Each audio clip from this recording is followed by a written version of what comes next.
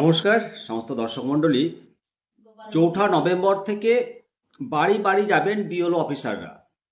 আপনাকে কি কি জানাতে হবে সম্পূর্ণ প্রক্রিয়াটা আজকে জানাবো আপনাদেরকে। নির্বাচন কমিশন 12টি রাজ্যে স্পেশাল ইন্টেনসিভ রিভিশন কর্মসূচি ঘোষণা করেছে, তার মধ্যে পশ্চিমবঙ্গ।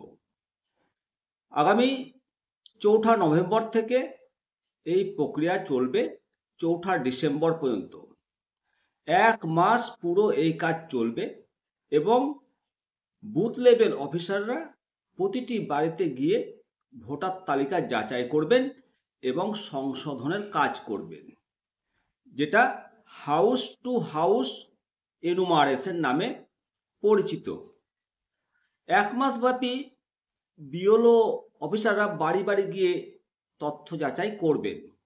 2002 সালের শেষ এসআইআর যখন হয়েছিল, সেই 2002 সালে যাদের ভোটার তালিকায় নাম ছিল তাদের বাড়িতে গিয়ে ইলেকশন কমিশনের তালিকা অনুযায়ী ভোটারদের চিহ্নিত করা হবে।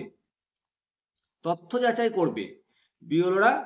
কমিশনের তালিকা নিয়ে ভোটারদের বাড়ি বাড়ি যাবেন, তারা সেখানে বাস করছেন কিনা সেটা কনফার্ম হবে। যদি কোনো ভোটার অন্য জায়গায় চলে গিয়ে থাকেন, তবে সেখানে গিয়েও তাদেরকে খুঁজে বের করার চেষ্টা করা হবে। আর এই সমস্ত ভোটারকে খুঁজে পাওয়া গেলেই তাদেরকে মূল ভোটার তালিকায় অন্তর্ভুক্ত করে দেওয়া হবে।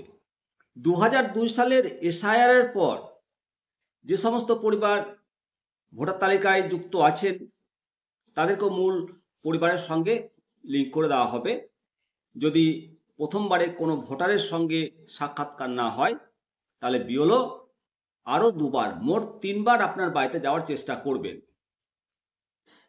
এই সমস্ত ভোটারদের কোনো ডকুমেন্ট জমা দিতে হবে না যাদের 2002 সালের ভোটার তালিকায় নাম রয়েছে তাদের পরিবারের।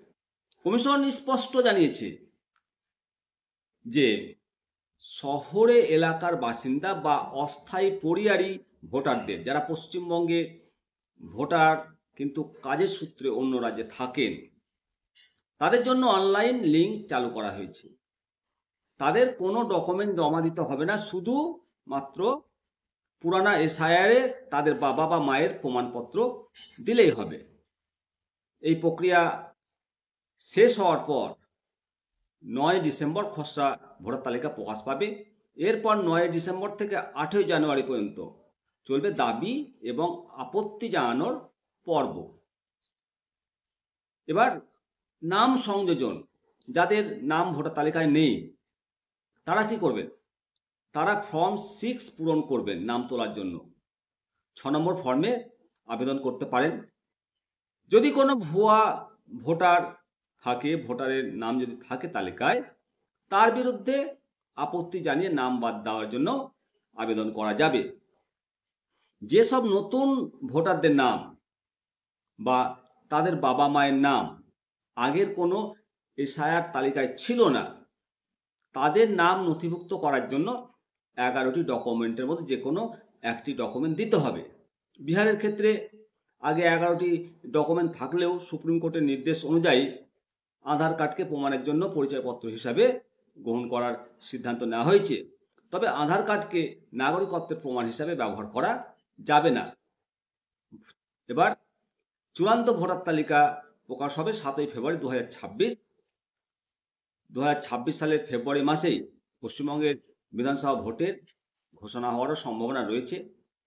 মুখ্য নির্বাচন কমিশনার উনি জানিয়েছেন সাংবাদিকদের প্রশ্নের উত্তরে যে রাজ্যের আইন শৃঙ্খলা রক্ষা করা রাজ্য সরকারের সাংবিধানিক দায়িত্ব।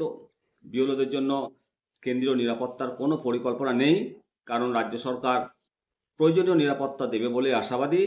এছাড়াও এসআইআর প্রক্রিয়া শুরু হয়ে যাওয়ায় এখন যে কোনো অফিসারকে বদলি করতে হলে কমিশনের অনুমতি নিতে হবে রাজ্য সরকারকে। অবশ্যই আপনাদের মতামত কমেন্ট সেকশনে জানাবেন। ভালো থাকবেন এবং বিএলও অফিসারদের সঙ্গে সহযোগিতা করুন এবং সমস্ত তথ্য জানান, যাতে আপনার নামটা একজন ভারতবর্ষের নাগরিক হিসেবে সহজে উঠে যায়। ব্যাস। জয় হিন্দ, জয় ভারত।